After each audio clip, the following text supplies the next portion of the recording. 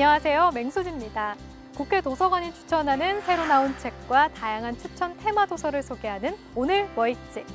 오늘은 대한민국의 관심사를 알아보는 시간 현안과 책을 준비했습니다.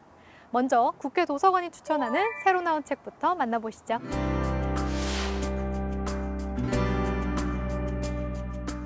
한국 근현대의 험난한 시절, 아리고 쓰린 아리랑 고개를 우리 민족은 애국가를 부르며 넘어왔습니다. 앞으로 어떤 시련과 난관이 닥쳐도 우리는 애국가를 부르며 함께 나아갈 텐데요. 대한민국의 애국가를 짓고 부른 지 110년의 기간 동안 여전히 공식적으로 작사자는 미상이라 돼 있습니다.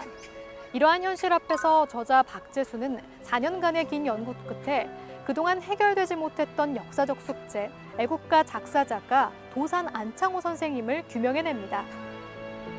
그동안 학계에서는 애국가 작사자를 두고 안창호설, 윤치호설로 의견이 분분했는데요. 이 책은 안창호와 윤치호 두 사람의 역사적 관계와 정황을 살피고 그들의 신념과 심리, 철학을 비교하며 논리로 맞붙습니다. 그리고 마침내 애국계몽의 기치 아래 설립된 신민회를 이끈 안창호. 그의 정신과 맥은 애국가와 확연히 일치한다는 결론을 내리는데요. 우리 민족의 정신을 지켜주고 키워준 도산 안창호 선생에게 애국가 작사자의 지위를 하루빨리 돌려드려야 함을 강조하는 저자의 목소리에 국민의 한 사람으로서 귀 기울여 보시기 바랍니다. 가장 위험하고 가장 극적인 순간을 빛과 셔터에 담아내는 여성 종군 기자가 있습니다. 2009년 퓰리처상 수상자인 린지 아다리오는 20여 년 동안 70개국이 넘는 분쟁 지역을 오가며 일과 삶, 사랑에 관한 회고를 한 권의 책으로 담아냈는데요. 폭탄과 총알이 난무하는 전쟁터에서 살아가는 다양한 사람들의 삶을 취재하며 비통함을 나누는 건 물론 출생지의 피해자라 할 수 있는 전쟁 지역의 여성 인권에도 주목하는데요. 사막에서 분만을 준비하는 아프가니스탄 여성, 아이를 낳다가 사망한 시에라리온의 산모의 모습을 사진에 담아 생존의 기쁨 그리고 억압에 저항하는 용기를 동시에 나눕니다. 전 세계 최전방의 상황을 전하는 그녀의 이야기를 통해 삶과 죽음이 공존하는 순간을 함께 느껴보면 어떨까요? 일본 시마네현 오다시에는 오모리라는 인구 500명의 작은 마을이 있습니다. 한때 일본 최대의 은 생산량을 자랑하던 곳이었지만 광산이 폐광되면서 쇠락에 쇠락을 거듭했는데요. 그런데 모두가 두 손 놓고 포기한 오모리 마을에 대체 무슨 일이 있었던 걸까요? 현재 이 마을은 100여 명의 청년들이 일자리를 창출했을 뿐만 아니라 젊은이들이 앞다퉈 모여드는 곳으로 대변신을 꾀했는데요. 수작업 소품 사업으로 일본 전역 30여 개의 직영점을 낸 패션 기업 군겐도가 바로 그 주역입니다. 이 책의 주인공 마스바 도미는 엄마가 손으로 만든 제품이라는 콘셉트로 수작업의 아름다움을 널리 알립니다. 느리고 비효율적이더라도 옛것과 새것의 조화를 꾀하며 새로운 트렌드를 만들어낸 것인데요. 패션 소품 등의 물건을 만들어 판 것을 시작으로 빈집을 고치고 음식을 만들기까지 점차 사업 영역을 넓혀나갑니다. 쇠락한 마을을 한순간에 변모시킨 군겐도의 기업 철학이 궁금하신 분이라면 이 책을 참고하시면 좋겠습니다. 세계 유명 제로 웨이스트 환경운동가이자 나는 쓰레기 없이 살기로 했다의 저자 베아 존슨을 아시나요? 우리와 마찬가지로 평범한 소비를 했던 벨기에의 한 가족은 2015년 쓰레기 제로의 여왕 베아 존슨을 만난 후부터 180도 바뀌게 됩니다. 쓰레기로 고통받는 지구를 걱정하며 더 이상 쓰레기를 만들지 말자고 결심하고 급기야 쓰레기 제로 라이프를 본격적으로 시작하게 된 것이죠. 나이스, 우나, 피에르 그리고 실비 네 식구가 한 해 동안 배출한 쓰레기는 단 한 통. 가족이 똘똘 뭉쳐 빚어낸 반짝이는 아이디어로 결과는 대성공이었습니다.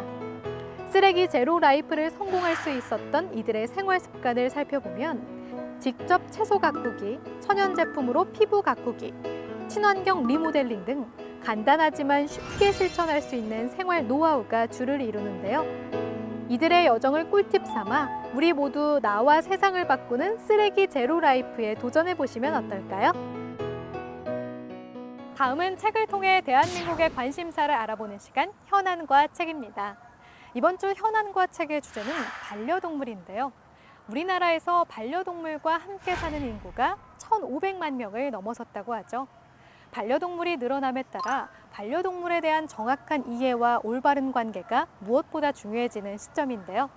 반려동물에게 조금 더 다가갈 수 있는 시간, 추천 도서를 통해 함께 가져보시죠.